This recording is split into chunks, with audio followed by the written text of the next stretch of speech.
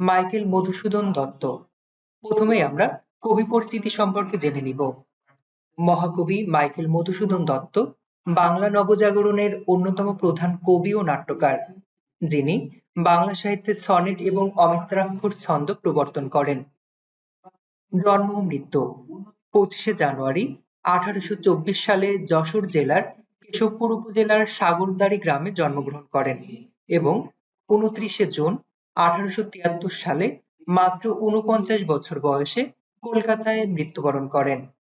এবার আমরা মাইকেল মধুসূদন দত্তের সাহিত্যকর্ম সম্পর্কে জানব। মাইকেল মধুসূদন দত্ত বাংলা ও ইংরেজি উভয় ভাষাতেই সাহিত্য রচনা করেছেন, তবে তার প্রধান অবদান বাংলা সাহিত্যে। ইংরেজি সাহিত্যে লেখা তার দুটি গ্রন্থ হল দ্য ক্যাপটিভ লেডি এবং vision of the past. The captive lady এবং ভিশন অব দি পাস্ট। এখন যদি প্রশ্ন আসে মাইকেল মধুসূদন দত্তের প্রথম ইংরেজি কাব্যগ্রন্থ কোনটি, তাহলে উত্তর হবে the captive lady. The captive lady. এবং দ্বিতীয় ইংরেজি কাব্যগ্রন্থ কোনটি? Vision of the past. এবার আমরা মাইকেল মধুসূদন দত্তের বাংলা কাব্যগ্রন্থ সম্পর্কে জানব।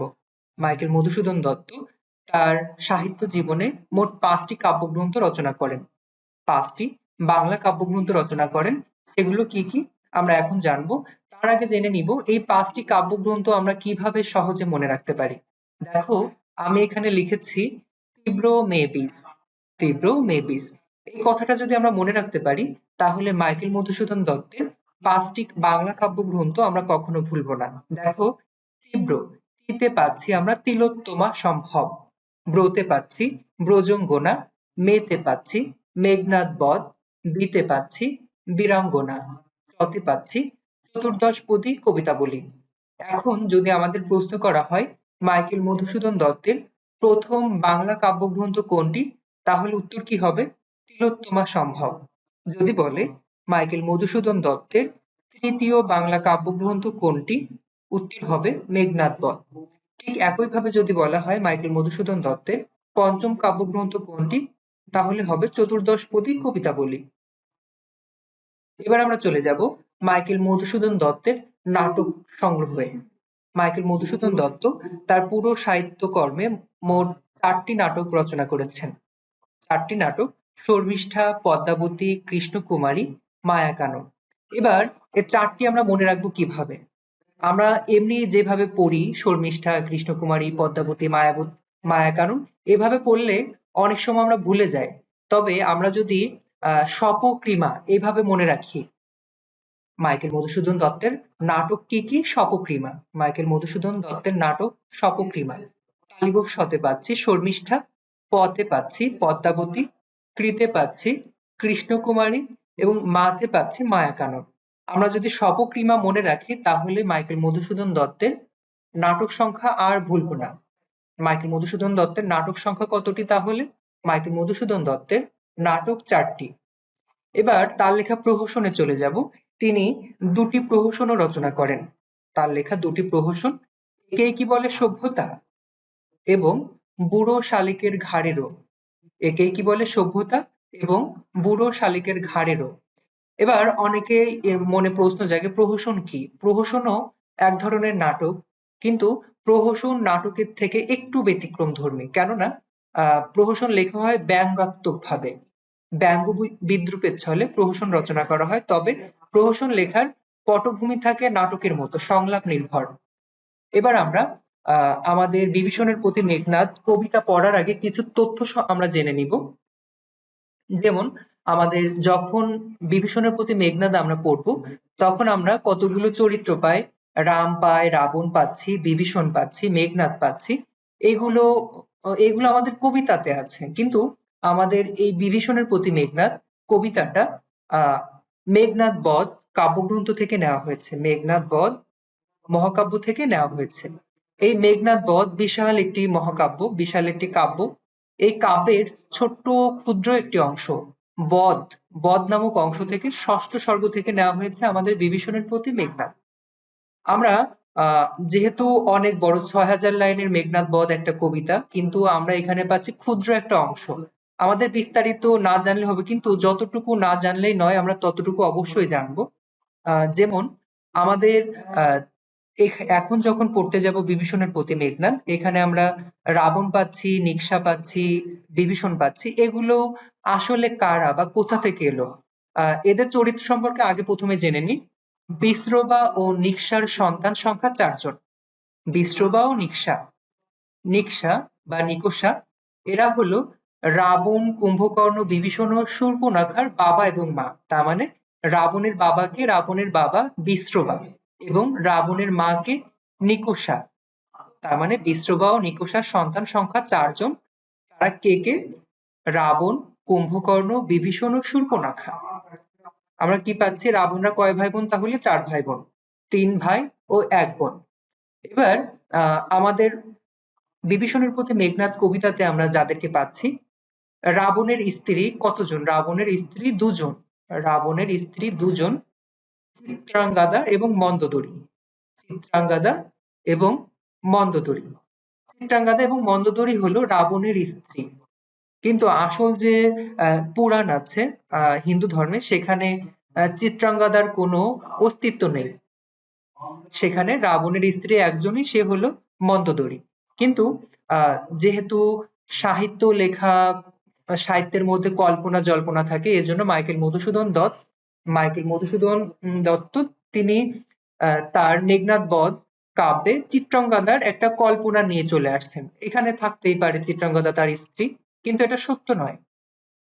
কিন্তু আমরা মেঘনাদ বধ কাব্যে আমরা পাচ্ছি চিত্রাঙ্গদাকে, রাবণের স্ত্রী। চিত্রাঙ্গদার ছেলে ছিল বীরবাহু। চিত্রাঙ্গদার ছেলে বীরবাহু এবং মন্দোদরীর ছেলে ছিল মেঘনাদ। এবার চিত্রাঙ্গদার ছেলে বীরবাহু ছিল লঙ্কার প্রধান সেনাপতি। চিত্রাঙ্গদার ছেলে বীরবাহু ছিল লঙ্কার প্রধান সেনাপতি। লঙ্কার প্রধান সেনাপতি বীরবাহুকে হত্যা করা হলে লঙ্কা একদম ভেঙে পড়ে। লঙ্কার অবস্থা বেহাল দশা হয়ে যায়। আমি ওই প্রসঙ্গে না যাই, আমাদের এখানে যে কবিতা আছে বিভীষণের প্রতি মেঘনাদ, এই অংশে বিভীষণ এবং মেঘনাদ এদের দুজনকে পাচ্ছি, এদের দুজনের সংলাপ পাচ্ছি। দুজনের কথোপকথনের মাধ্যমে শুরু হয়েছে এবং শেষ হয়েছে। এদের দুজন সম্পর্কে কি ছিল? বিভীষণ এবং মেঘনাদ তারা সম্পর্কে ছিল চাচা এবং ভাতিজা। কারণ বিভীষণ হলো রাবণের ভাই এবং মেঘনাদ হলো রাবণের ছেলে। তার মানে এদের সম্পর্ক হচ্ছে চাচা ভাতিজা।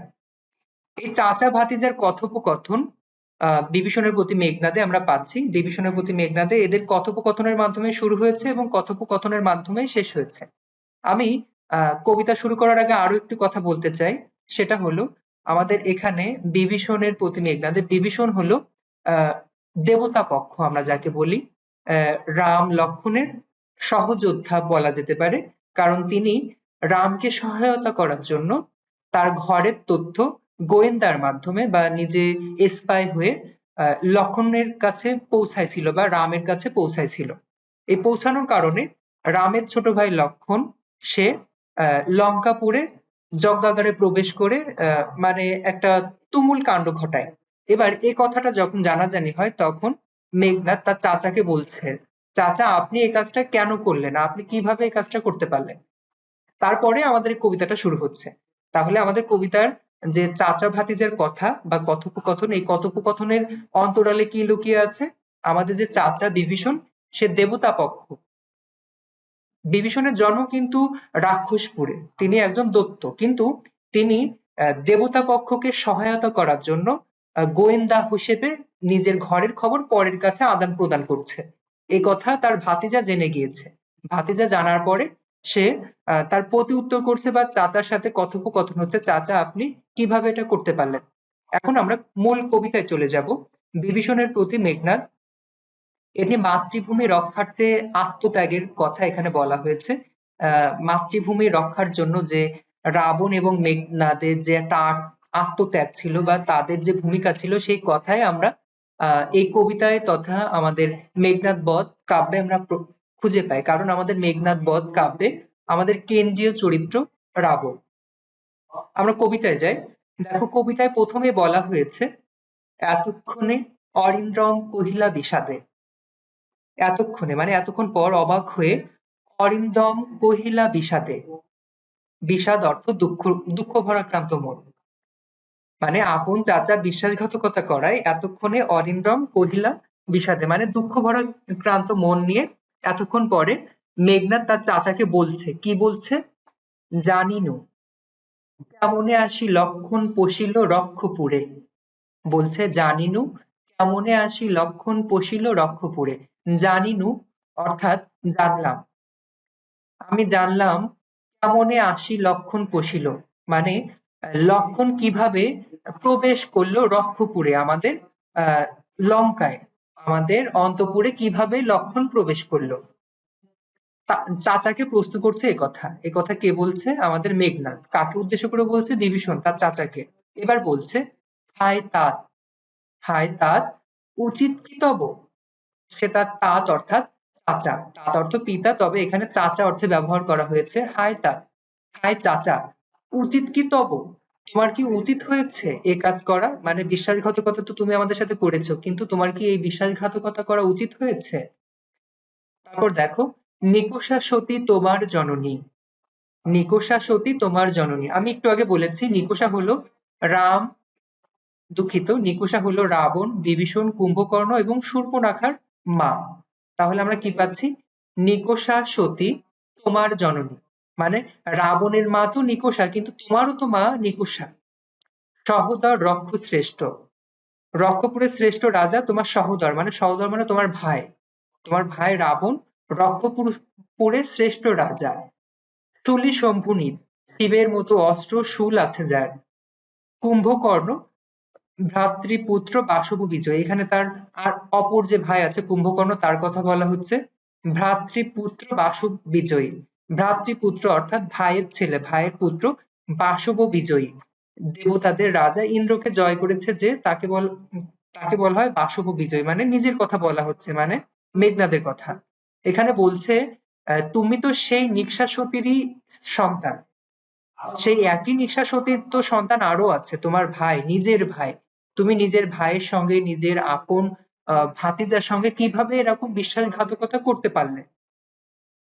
তারপর দেখো, নিজ গৃহপদ তাত দেখাও তস্করে, নিজের ঘরের পথ চোরকে দেখিয়ে দিলে, মানে বলছে মেঘনাদ তার চাচাকে বলছে নিজ গৃহপথ তাত দেখাও তস্করে, নিজের ঘরের পথ চোরকে দেখিয়ে দিলে। চণ্ডালে বসাও আনে রাজার আলয়, নিচু শ্রেণীর লোককে রাজার আসনে বসিয়ে দিলে। চণ্ডাল হলো হিন্দু ধর্মের নিচু একটা জাতের নাম। হিন্দু ধর্মে অনেক জাতপাত আছে, তার মধ্যে শূদ্র জাত, শূদ্র যে সম্প্রদায় আছে, শূদ্রদের মধ্যে ও 20টি ভাগ আছে, সেই ভাগের নিম্ন শ্রেণীর একটি জাত হলো চণ্ডাল। এখানে আমাদের মেঘনা তার চাচাকে বলছে তুমি চণ্ডালকে রাজার আলয়ে বসাতে চাচ্ছ, নিচু শ্রেণীর লোককে রাজার আসনে কিভাবে বসাতে চাও তুমি। তারপর দেখো, কিন্তু নাহি গঞ্জিত মা গুরুজন পিতৃতুল্য, বলছে তুমি তো এই কাজ করেছো, তারপরও আমি তোমাকে তিরস্কার করতে পারছি না, কারণ তুমি আমার গুরুজন, তুমি আমার পিতৃতুল্য, মানে তুমি আমার পিতার সমান।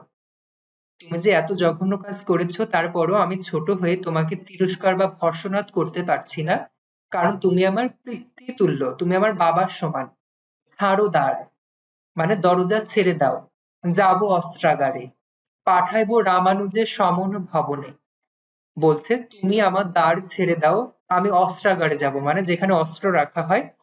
পাঠাইবো রামানুজের সমন ভবনে, এখানে লক্ষণকে মৃত্যুপুরীতে পাঠানোর কথা বলা হচ্ছে।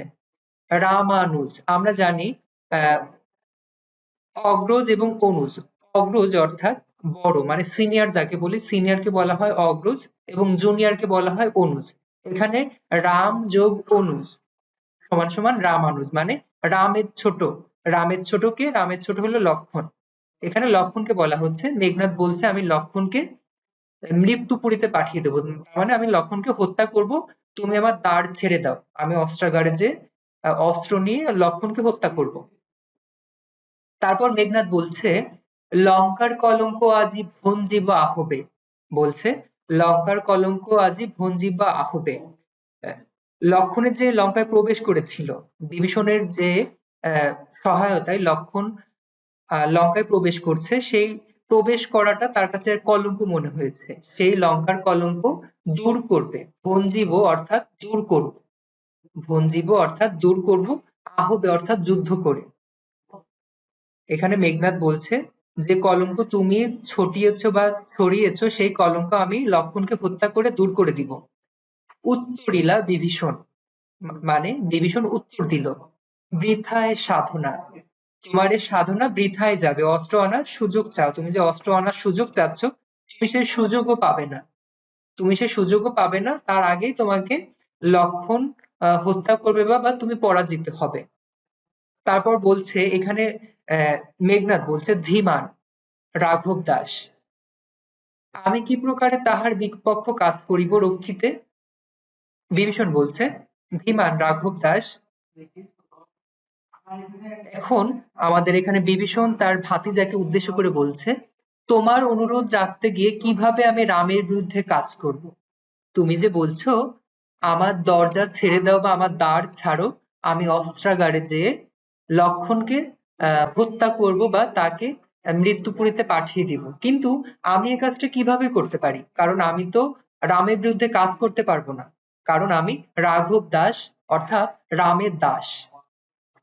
অনুরোধ উত্তরিলা কাতরে রাবণী, এখানে মেঘনাদ উত্তর দিল। মেঘনাদ বলছে হে পৃতব্য, হে পৃতব্য অর্থাৎ হে চাচা, তব বাক্যে ইচ্ছে মরিবারে, বলছে তোমার কথা শুনে আমার মনে হচ্ছে আমি মরে যাই। বলছে হে পৃতব্য তব বাক্যে ইচ্ছে মরিবারে, হে চাচা তোমার কথা শুনে আমার মরে যেতে ইচ্ছা করছে।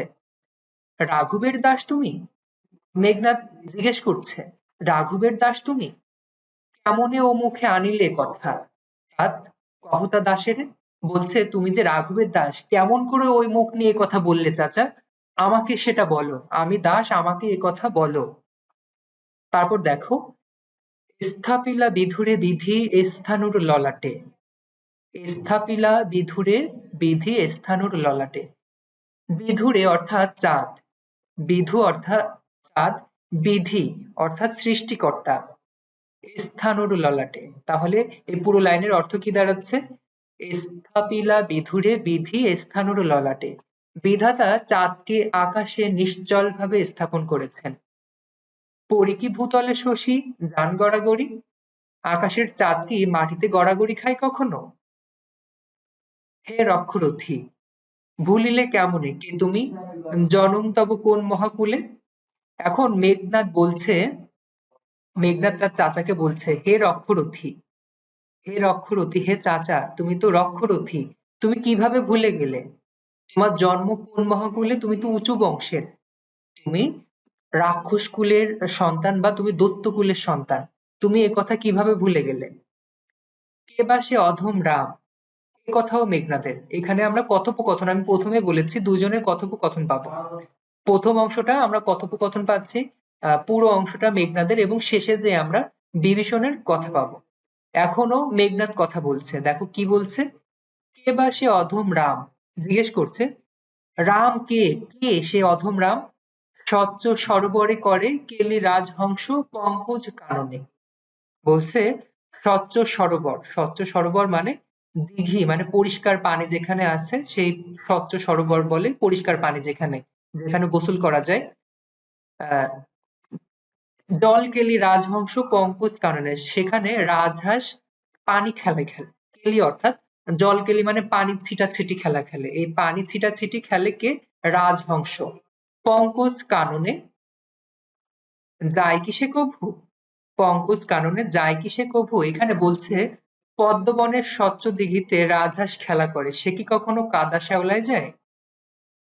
আবার দেখো স্বচ্ছ সরোবরে করে জলকেলি রাজহংস পঙ্কজ কাননে, যায় কি সে কভু পঙ্কিল সলিলে, এখানে বলছে রাজহংস অল্প পানিতেই থাকে, স্বচ্ছ পানিতেই খেলা করে, কিন্তু সে কাদা শ্যাওলা আছে যেখানে সেখানে কি কখনো যায়, কারণ আমরা জানি যে রাজহংস সবসময় পরিষ্কার পরিচ্ছন্ন থাকে, যেখানে কাদা আছে সেখানে যায় না। তারপর দেখো মৃগেন্দু কেশরী কবে হে বীর কেশরী সম্ভাষে শ্রীগালে, আবার দেখো মৃগেন্দ্র কেশরী কবে হে বীর কেশরী সম্ভাষে শ্রীগালে, সিংহ কি কখনো শিয়ালের সাথে বন্ধুত্ব স্থাপন করে। মৃগেন্দ্র কেশরী মানে সিংহ, মৃগেন্দ্র কেশরী অর্থাৎ সিংহ, হে বীর কেশরী সম্ভাষে শৃগালে বলছে আমাদের সিংহ হলো বনের রাজা, তার কেশ আছে। বনের রাজা, তার কেশ আছে, এই জন্য সে বনের রাজা। কিন্তু একইভাবে দেখো শেয়ালেরও কিন্তু সুন্দর একটা কেশ আছে। শেয়ালেরও চেহারা ছবি একেবারে খারাপ না, শেয়ালকেও সুন্দর দেখতে। কিন্তু তাই বলে কি আমাদের বনের রাজা সিংহ সে কি শেয়ালের সাথে বন্ধুত্ব স্থাপন করে? এটা কখনোই না। তুমি উঁচু বংশের। মেঘনাদ রূপক অর্থে এখানে বলছে, উদাহরণ দিয়ে বলছে, আচ্ছা আমরা তো উঁচু বংশের, আমরা সিংহর মতো, ওরা হলো শিয়াল।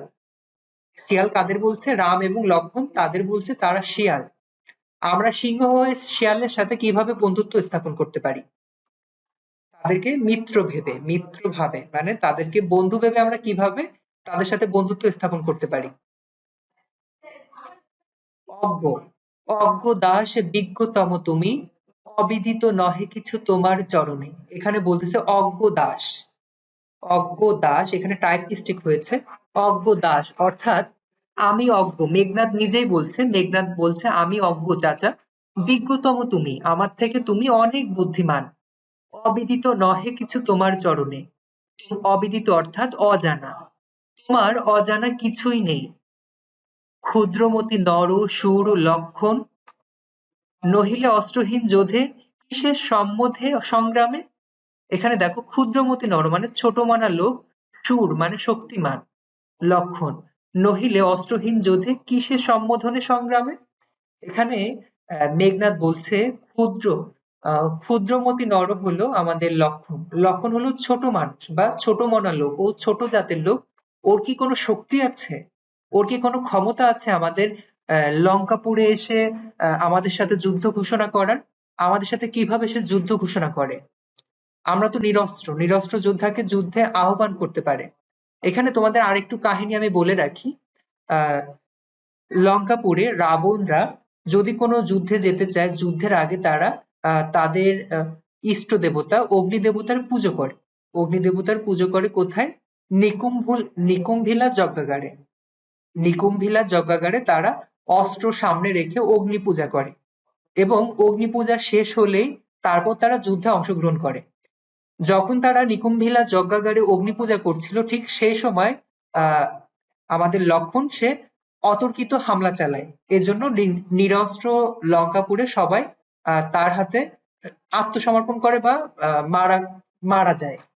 এবার এই কথা আমাদের মেঘনাদ তার চাচাকে বলছে, আমরা তো নিরস্ত্র ছিলাম, তা না হলে আমাদের সাথে যুদ্ধ করে বা আমাদের সাথে যুদ্ধে টিকে থাকার এমন ক্ষমতা কার আছে? ওই লক্ষণেরও সেই ক্ষমতা নেই। তারপর দেখো, কহ মহারথী, এ কি মহারথী প্রথা? এখানে মেঘনাদ তার চাচাকে বলছে, বলো মহারথী, এ কি কোনো মহারথী প্রথা? মহারথী প্রথা অর্থাৎ বীরের প্রথা।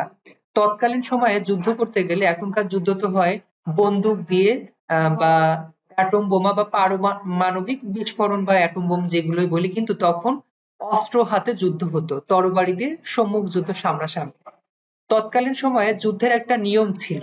যুদ্ধের একটা নিয়ম হলো, আমি সরাসরি সামনাসামনি যুদ্ধ করছি, সম্মুখ যুদ্ধ, আমার হাতে অস্ত্র আছে, আমি যুদ্ধ করতে করতে আমার সামনের হাতে যে জন আছে বিপক্ষ বা প্রতিদ্বন্দ্বী, তার হাত থেকে যদি অস্ত্র পড়ে যায়, তাহলে আমি তাকে আক্রমণ করতে পারবো না।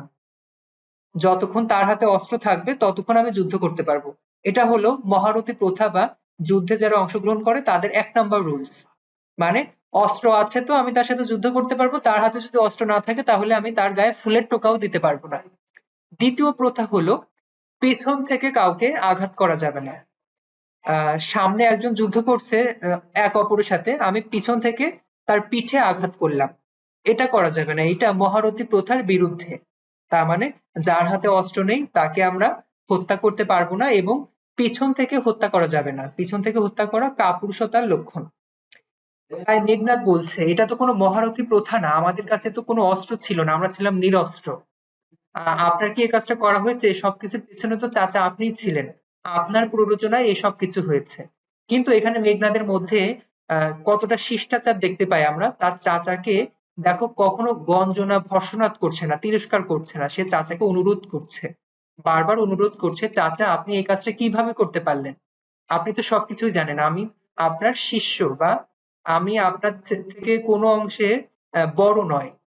সম্মান দিয়ে মেঘনাদ তার চাচার সাথে কথা বলছে। তারপর দেখো আমাদের মেঘনাদ বলছে, নাহি শিশু লঙ্কাপুরে, শুনি না হাসিবে এ কথা, ছাড়ো পথ, আসিব ফিরিয়া এখনই, দেখিব আজি কোন দেব বলে বিমুখে সমরে মোরে সৌমিত্রী কুমতি। বলছে, চাচা তুমি আমার পথ ছেড়ে দাও। চাচা আপনি যে কাজটা করেছেন সে এই কথা যদি লঙ্কাপুরের বাচ্চাও শোনে, শিশুরাও শোনে, তারাও হাসাহাসি করবে। এখন আপনি আমার দরজা ছেড়ে দেন, আমি এখনই যেয়ে এখনই ফিরে আসবো। এখনই যেয়ে লক্ষণকে হত্যা করে এখনই ফিরে আসবো। এখানে দেখো সৌমিত্রী কুমতি মানে বিমুখে সমরে মোরে সৌমিত্রী কুমতি। আমি এখনই যেয়ে সৌমিত্রী কুমতিকে হত্যা করে চলে আসবো। সৌমিত্রী কুমতি অর্থাৎ সুমিত্রার খারাপ ছেলে। সুমিত্রার খারাপ ছেলে, এখানে সুমিত্রার ছেলে হলো লক্ষণ। সুমিত্রার ছেলে লক্ষণ। এখানে সুমিত্রার ছেলেকে কুমতি বলা হয়েছে কারণ সুমিত্রার ছেলে অতর্কিত হামলা চালিয়েছে। সম্মুখ যুদ্ধে তাকে আহ্বান করছে। সম্মুখ যুদ্ধে আমাদের মেঘনাদ সৌমিত্রী কুমতি অর্থাৎ লক্ষণকে আহ্বান করছে। লক্ষণের মায়ের নাম হলো সৌমিত্রী বা সুমিত্রা। তারপর দেখো, দৈব দত্ত নররণে সচক্ষে দেখেছে রক্ষশ্রেষ্ঠ পরাক্রম দাসের। দৈব দত্ত নররণে সচক্ষে দেখেছে, দেবতা দত্তের সাথে মেঘনাদ যুদ্ধ করেছে যা রাবণ দেখেছে। রক্ষশ্রেষ্ঠ পরাক্রম দাসের, লক্ষণের কি আছে? লক্ষণের কি আছে এটা প্রশ্ন করছে, বিস্ময়ের সাথে বলছে আমাদের মেঘনাদ। কি দেখি ডরিবে দাস হেন দুর্বল মানবে? কি দেখে ভয় পাবে? আমি কি দেখে ভয় পাবো যে লক্ষণ যে অতর্কিত হামলা করেছে? আমার যুদ্ধ বা আমার যে শক্তি সাহস এটা দেবতারাও দেখেছে, দৈত্যরাও দেখেছে, সবাই দেখেছে, মানুষও জানে। আমি কি দেখে ভয় পাবো সেই লক্ষণকে? তুমি আমার দরজা ছেড়ে দাও বা আমার দ্বার ছাড়ো। নিকুম্ভিলা যজ্ঞাগারে প্রগলভে পশিল দন্তি, আজ্ঞা করো দাসে, শাস্তি নরাধমে। এখানে বলছে, নিকুম্ভিলা যজ্ঞাগারে প্রগলভে পশিল দন্তি, আজ্ঞা করো দাসে, শাস্তি নরাধমে। এখানে বলছে নিকুম্ভিলা যজ্ঞাগারে নির্ভয়ে প্রবেশ করলো আমাদের লক্ষণ। কিভাবে প্রবেশ করলো? তুমি আজ্ঞা করো আমাকে, আমি এক্ষুনি ওই নরাধমকে, ওই লক্ষণকে আমি পরকালে পাঠিয়ে দিব বা তাকে হত্যা করব, মৃত্যুপুরীতে পাঠিয়ে দিব। তারপর দেখো বলছে, তব জন্মপুরে তাত পদার্পণ করে বনবাসী, হে বিধত নন্দন কাননে। তব জন্মপুরে তাত পদার্পণ করে বনবাসী, হে বিধাত নন্দন কাননে। পদার্পণ অর্থাৎ প্রবেশ, মানে বলছে জন্মপুরে আমাদের অন্তরপুরে বা লঙ্কায় প্রবেশ করে কোন বনবাসী, কোন বনের মানুষ। এখানে লক্ষণকে উদ্দেশ্য করা বলছে, মানে লক্ষণ হলো বন মানুষ। কোন বন মানুষের সাহস বা এত বড় আস্পর্ধা যে আমাদের লঙ্কাপুরে প্রবেশ করে? হে বিধাত নন্দন কাননে, স্বর্গের উদ্যানে দৈত্য ভ্রমণ করছে। মানে এখানে লক্ষণকে উদ্দেশ্য করে বলা হচ্ছে, এখানে স্বর্গ হলো লঙ্কা, এখানে লঙ্কাকে স্বর্গ বলা হয়েছে এবং দৈত্য বলা হয়েছে লক্ষণকে। এখানে বলছে স্বর্গের উদ্যানে দৈত্য ভ্রমণ করছে। হে বিধাত নন্দন কাননে, আমাদের লঙ্কাপুরে লক্ষণ প্রবেশ করে মানে কিভাবে ঘোরাঘুরি করছে, এটা কিভাবে সম্ভব? এখানে স্বর্গের মধ্যে দৈত্য ভ্রমণ করা যেমন অসম্ভব, ঠিক তেমনই অসম্ভব। তারপর দেখো, ভ্রমে দুরাচর দৈত্য প্রফুল্ল কোমলে কীটবাস, কহতা সহিব কেমনে। এখানে বলছে ফুটন্ত পদ্ম বনে কীটের বাস। মানে আমরা সবাই জানি ফুল খুবই সুন্দর, বাগানে যখন ফুল ফোটে সেই ফুল দেখতে কার না ভালো লাগে, কিন্তু সেই ফুলের মধ্যেও কীট থাকে। কীট অর্থাৎ পোকা থাকে, ভ্রমর থাকে, সেই ভ্রমর কিন্তু ফুলের মতো সুন্দর না। বলছে আমাদের অন্তরপুরে বা আমাদের লঙ্কাও ঠিক একটা ফুলের মতো, ফুলের বাগান, সেই ফুল বাগানে কীট, কীটের বাস। এই কীট হিসেবে বলা হচ্ছে আমাদের লক্ষণকে। আমাদের ফুল বাগানে কীট হিসেবে লক্ষণ ঘুরে বেড়াচ্ছে। আমি এটা কেমন করে সহ্য করব? কহ তাত সহিব কেমনে। বলছে বলো চাচা, আমি এটা সহ্য করব কিভাবে? হেন অপমান আমি ভ্রাতৃপুত্র তবে, এই অপমান আমি ভ্রাতৃপুত্র মানে তোমার ভাতিজা, আমি তোমার ভাইয়ের পুত্র, এটা তো আমার অপমান। এই যে দেখো, আমি ব্যাখ্যায় আমি লিখে রেখেছি, তোমার ভাতিজা হয়ে এই অপমান আমি কিভাবে সহ্য করব। তুমিও হে রক্ষমণি সহিছ কেমনে। এখানে মেঘনা তার চাচাকে বলছে, চাচা তুমিও তো রক্ষমণি, তুমি সহ্য করছো এ কিভাবে। মহামন্ত্র বলে যথা নম্র শির ফণি, মলিন বদন লাজে উত্তরিলা রথী। মহামন্ত্র বলে যথা মানে যেভাবে মহামন্ত্র উচ্চারণ করে, নম্র শির ফণি মন্ত্রের কারণে সাপ যেভাবে মাথা নিচু করে থাকে, মলিন বদন লাজে উত্তরিলা রথী মিলন ও লজ্জা মুখে বিভীষণ মেঘনাথকে লক্ষ্য করে উত্তর দিল। তাহলে ব্যাপারটা কি দাঁড়ালো, আমাদের মেঘনাথ তার চাচাকে বলছে, চাচা আমি তো সহ্য করতে পারছি না, কিন্তু তুমি সহ্য করছো কেমনে। তখন আমাদের চাচা কি উত্তর দিল, মন্ত্রের কারণে সাপ যেভাবে মাথা নিচু করে আমিও ঠিক সেই মন্ত্র বশে বশীভূত হয়ে গেছি। মলিন বদন লাজে উত্তরিলা রথী। মলিন ও লজ্জা মুখে বিভীষণ মেঘনাথকে লক্ষ্য করে উত্তর দিল। এই কথা বলল মানে মাথা নিচু করে।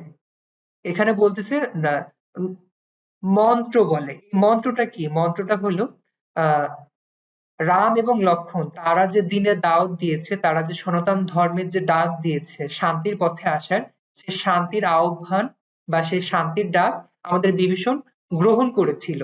এবং সে আহ বীণ বাজালে বা মন্ত্র উচ্চারণ করলে সাপ যেমন তার ফনা নিচু করে, সেও তাদের শান্তির বাণী বা শান্তির ধর্মে দীক্ষা নেওয়ার জন্য সেও তাদের কাছে মাথা নত করেছে। তারপর দেখো, রাবণ অনুজ লক্ষ্মী রাবণ আত্মজে। রাবণ অনুজ লক্ষ্মী রাবণ আত্মজে। এখানে রাবণ অনুজ অর্থাৎ বিভীষণ। রাবণ অনুজ অর্থাৎ বিভীষণ। রাবণ হলো আহ আমাদের নিকষার বড় ছেলে, মানে মেঘনাদের বাবা, তার অনুজ। রাবণের অনুজ মানে রাবণের ছোটকে রাবণের ভাইকে বিভীষণ। তাহলে রাবণ অনুজ অর্থাৎ বিভীষণ লক্ষ্মী লক্ষ্য করে, বিভীষণকে লক্ষ্য করে রাবণ আত্মজে। রাবণ আত্মজ অর্থাৎ মেঘনাদ বিভীষণকে লক্ষ্য করে মেঘনাদ বলছে, তার মানে চাচাকে উদ্দেশ্য করে মেঘনাদ বলছে, নাহি দোষী আমি বৎস বৃথা ভর্ষ মোরে। শুধু শুধু আমাকে তিরস্কার করছো।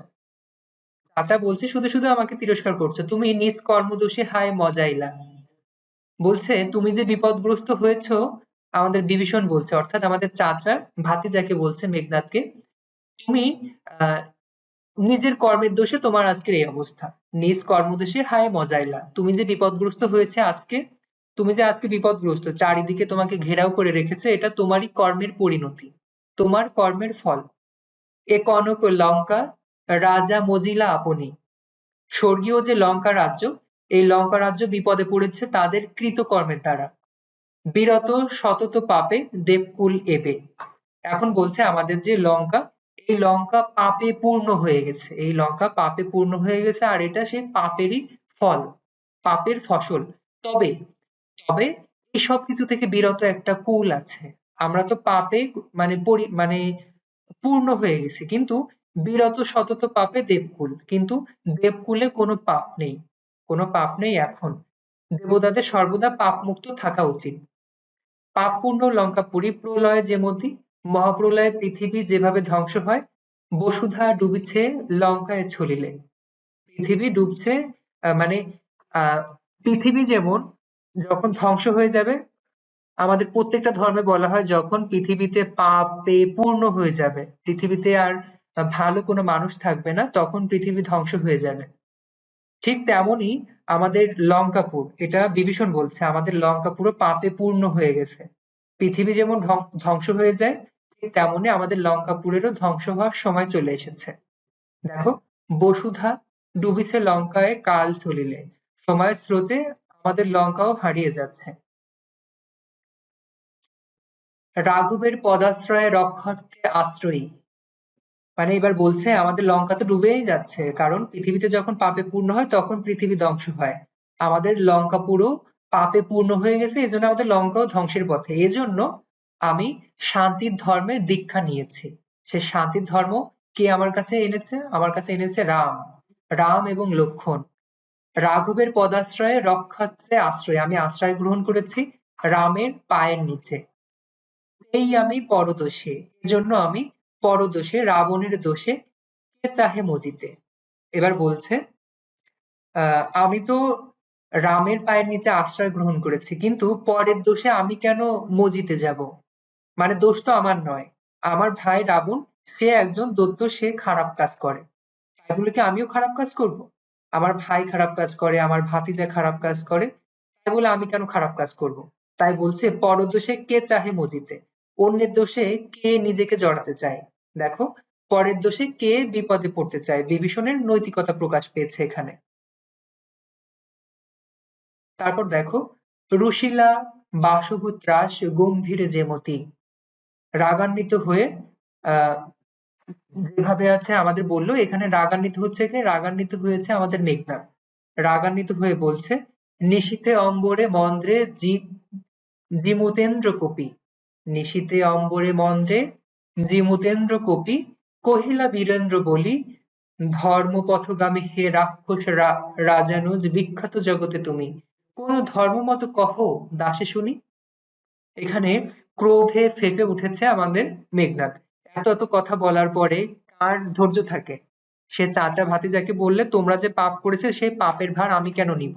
এ কথা শুনে আহ আমাদের মেঘনাদ সে রেগে উঠেছে। দেখো, রাগান্বিত হয়ে বলছে, গভীর রাতে আকাশে যেভাবে বজ্রের আওয়াজ হয় ঠিক সেইভাবে আহ গর্জন করে বলছে। কি বলছে? ধর্মপথগামী হে রাক্ষসের রাজানুজ, বিখ্যাত জগতে তুমি কোন ধর্মমতে কহ দাসে শুনি।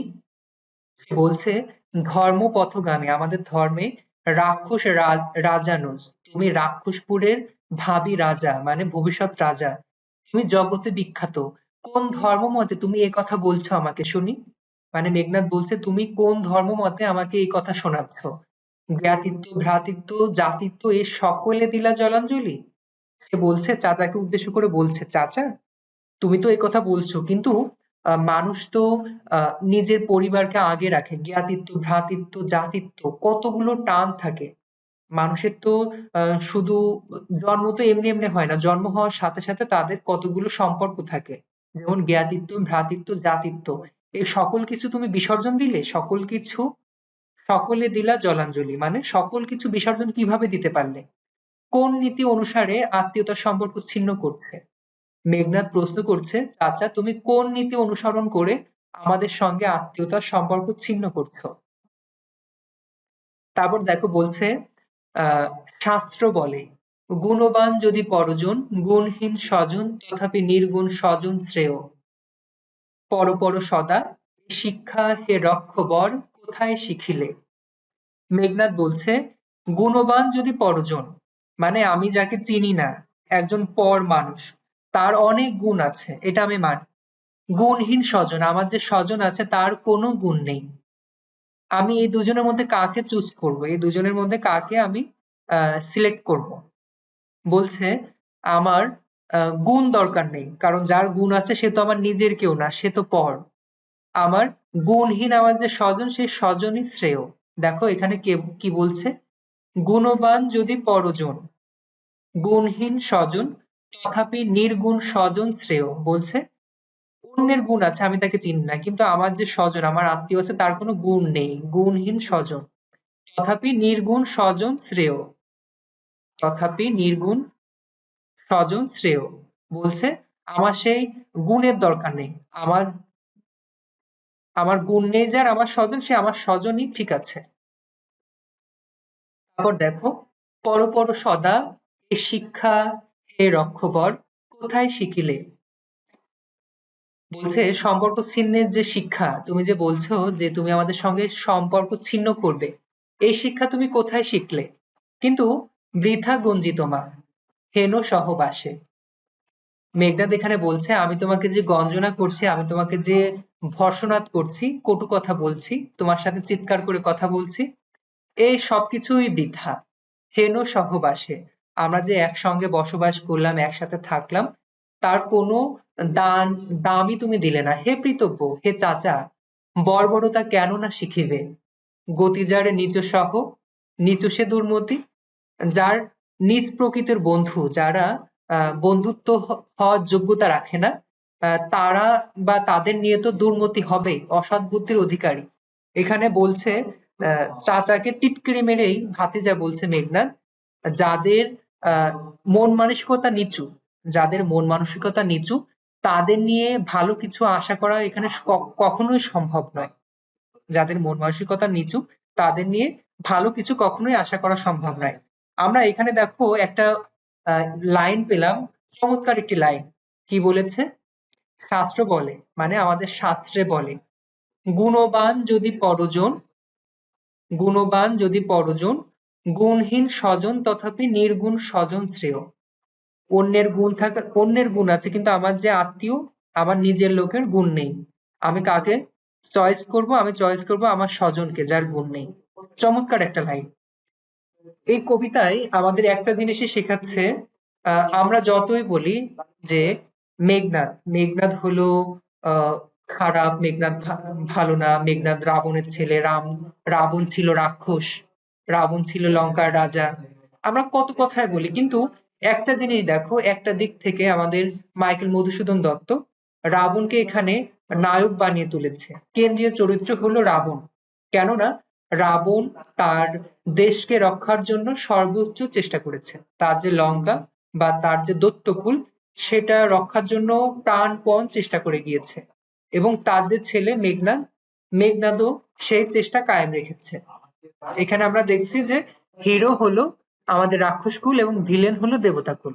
সম্পূর্ণটা উল্টিয়ে ফেলেছে আমাদের মাইকেল মধুসূদন দত্ত। এখানে চমৎকার। আমরা এই কবিতার সাথে মিল করে আমরা দেখতে পারি আমাদের ইতিহাসের আমাদের যে সিরাজউদ্দৌলা, সিরাজউদ্দৌলা বাংলার শেষ স্বাধীন নবাব, তিনি যেমন অন্তপুরের ষড়যন্ত্রের মাধ্যমে যুদ্ধে পরাজিত হয়েছিলেন, ঠিক তেমনি আমাদের দৈত্যকুল বা রাক্ষসকুল রাবণ এবং তার ছেলে মেঘনাদ, তারই স্বজন, তারই চাচা, তারই ভাই, মানে নিজ অন্তপুরের ষড়যন্ত্রের মাধ্যমে তারা যুদ্ধে পরাস্ত হয়। চমৎকার একটি লাইন বা চমৎকার একটি কাহিনী।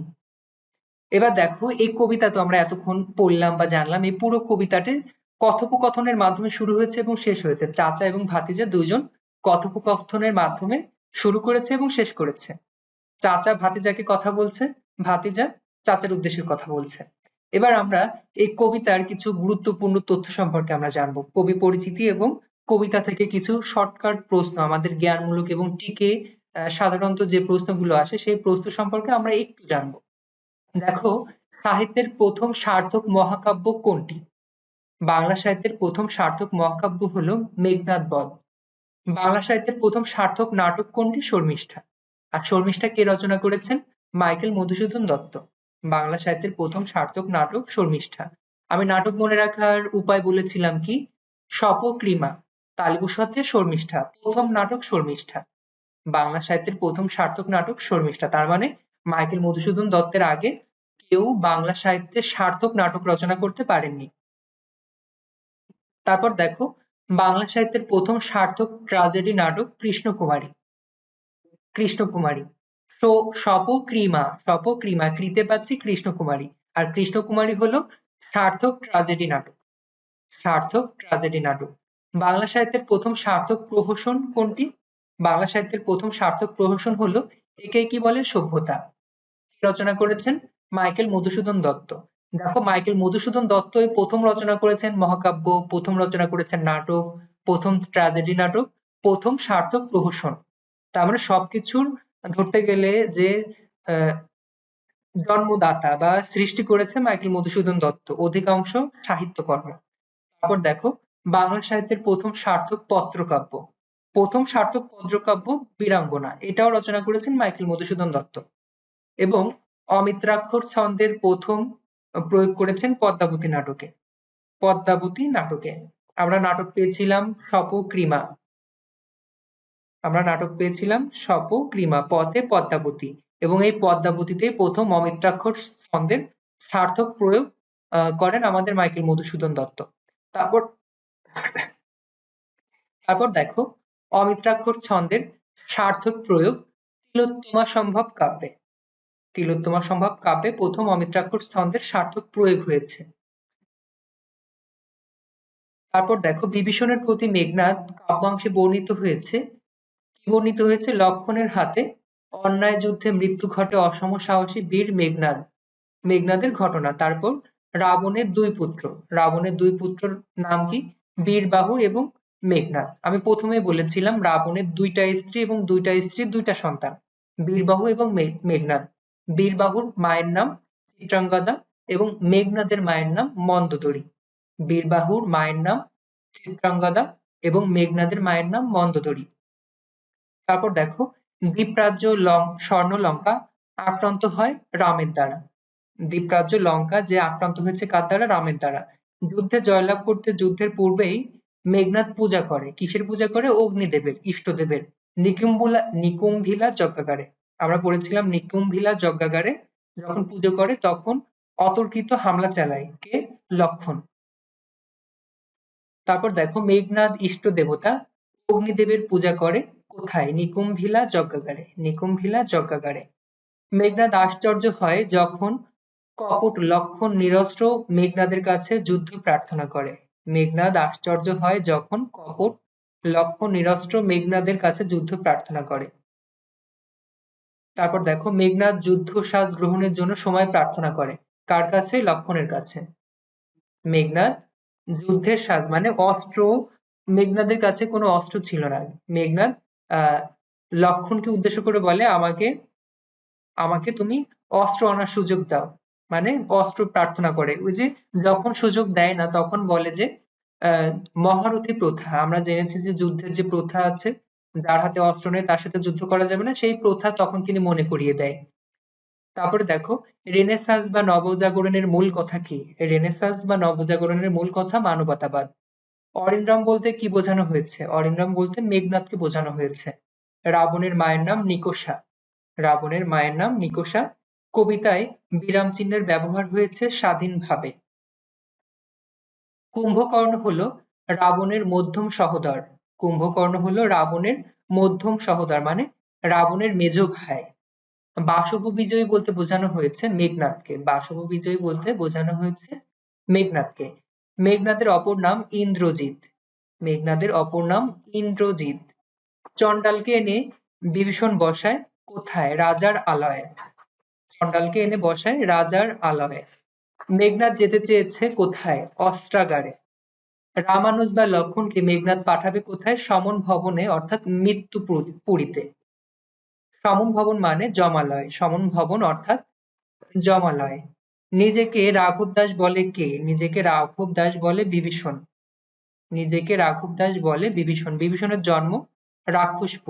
বিভীষণের জন্ম কোথায়? রাক্ষসপুরে। রাম খেলা করে স্বচ্ছ সরোবরে কার সঙ্গে? রাজহংসের সঙ্গে। লক্ষণের অপর নাম সৌমিত্রী। তার কেন সৌমিত্রী রাখা হলো? কারণ সুমিত্রার সন্তান লক্ষণ, এজন্য লক্ষণের অপর নাম সৌমিত্রী। ইন্দ্রের ত্রাস কে? ইন্দ্রের ত্রাস হলো মেঘনাদ, মানে ইন্দ্রের ত্রাস হলো মেঘনাদ। স্থাণুর ললাটে বিধি স্থাপন করেছেন কি? বিধুকে। নিকুম্ভিলা যজ্ঞাগারে পশিল কে? যজ্ঞাগারে প্রবেশ করলো কে? লক্ষণের আচরণ দেখে লঙ্কায় হাসবে কে? শিশু। কেননা সে নিরস্ত্র মেঘনাদকে যুদ্ধের জন্য আহ্বান জানিয়েছে। তারপর দেখো, নন্দন কানন বলতে বোঝানো হয়েছে স্বর্গের উদ্যানকে। লঙ্কাপুরী পাপপূর্ণ কেন? বিভীষণের মতে, মানে কার মতে লঙ্কাপুরী পাপপূর্ণ? বিভীষণ। কারণ বিভীষণ মনে করে লঙ্কায় আর কোনো ভালো মানুষ নেই, ভালো কাজ নেই, আর পৃথিবী যেমন পাপে পূর্ণ হলে ধ্বংস হয়, লঙ্কাও পাপে পূর্ণ হয়ে গেছে, এই জন্য লঙ্কা এখন ধ্বংস হবে অনিবার্য কারণবশত। মেঘনাদের দৃষ্টিতে প্রফুল্ল কমলে বসবাস করে কি? কীট। মেঘনাদ মনে করে যে ফুলের মধ্যেও কীট থাকে বা পোকা থাকে। বীর কেশরী বলে বোঝানো হয়েছে বিভীষণকে। তারপর দেখো, কাল চলিলে ডুবছে কে? লঙ্কাপুরী। বিভীষণ বলে যে কালের স্রোতে ডুবে যাচ্ছে আমাদের লঙ্কা। রঘুবংশের শ্রেষ্ঠ সন্তান কে? রামচন্দ্র। বিভীষণের প্রতি মেঘনাদ কাব্যাংশটুকু নেওয়া হয়েছে মেঘনাদ বধ কাব্যের বধ নামক ষষ্ঠ সর্গ থেকে। বদ নামক ষষ্ঠ স্বর্গ থেকে, বদ নামক ষষ্ঠ স্বর্গ থেকে। এই ছিল আমাদের বিভীষণের প্রতি মেঘনাদ কাব্যগ্রন্থ। বিভীষণের প্রতি মেঘনাদ কবিতার ব্যাখ্যা বা ছোটখাটো তথ্য খুঁটিনাটি আমি দেখানোর চেষ্টা করেছি। আশা করি তোমাদের বুঝতে সমস্যা হয়নি। এই কবিতাটা খুবই চমৎকারভাবে মাইকেল মধুসূদন দত্ত ফুটিয়ে তুলেছেন। এই কবিতায় বলা হয়েছে যে স্বদেশের জন্য কিভাবে রাক্ষসকুল বা দৈত্যকুল তাদের নিজেদেরকে প্রাণপণ বাঁচিয়ে রাখার চেষ্টা করেছে বা টিকিয়ে থাকার চেষ্টায় তারা আপ্রাণ চেষ্টা চালায়। আমাদের এই কবিতায় আমরা আরেকটা জিনিস জানলাম যে গুণহীন যদি আমার নিজের লোকও হয়, সেই গুণহীন স্বজনই আমার জন্য শ্রেয়। কিন্তু অপরের যে গুণ আছে সেই অপরের গুণকে আমরা কখনোই কাছে টানবো না, কারণ সে আমাদের ক্ষতি করতে পারে। এই ছিল আজকে আমাদের ক্লাস, খুঁটিনাটি বিষয়। আশা করি তোমাদের বুঝতে সমস্যা হয়নি। আমি চাইবো যে তোমরা মাইকেল মধুসূদন দত্তের যে জন্ম মৃত্যু সাল বা যে কাব্যগ্রন্থ মনে রাখার যে উপায় আমি যেভাবে বলেছি, নাটক মনে রাখার যে উপায় সহজভাবে বলেছি, এই সহজভাবে যদি তোমরাও মনে রাখো তাহলে তোমাদের একাডেমিক বলো বা অ্যাডমিশন বলো, চাকরির পরীক্ষা বলো, কোথাও তোমরা আটকে যাবা না। আমার মতো যদি তোমরা এইভাবে মনে রাখতে পারো, আমি গ্যারান্টিতে বলতে পারি তোমাদের কোথাও আটকে যাওয়ার সম্ভাবনা থাকবে না, তোমরা অনায়াসে পার করে যেতে পারবা। যেমন আমি আবারও আরেকবার দেখাই, আহ মাইকেল মধুসূদন দত্তের কাব্যগ্রন্থ মনে রাখার উপায় আমি বলেছিলাম তীব্র মেভিস, তার নাটক মনে রাখার উপায় শপক্রিমা। এইভাবে যদি তোমরা মনে রাখতে পারো তাহলে ইনশাল্লাহ আমরা অনায়াসে অ্যাডমিশন বলো, চাকরির পরীক্ষা বলো, পার করে যেতে পারবো। এই ছিল আজকে আমাদের ক্লাস। এতক্ষণ আমার ক্লাসের সঙ্গে থাকার জন্য সকলকে আবারও ধন্যবাদ।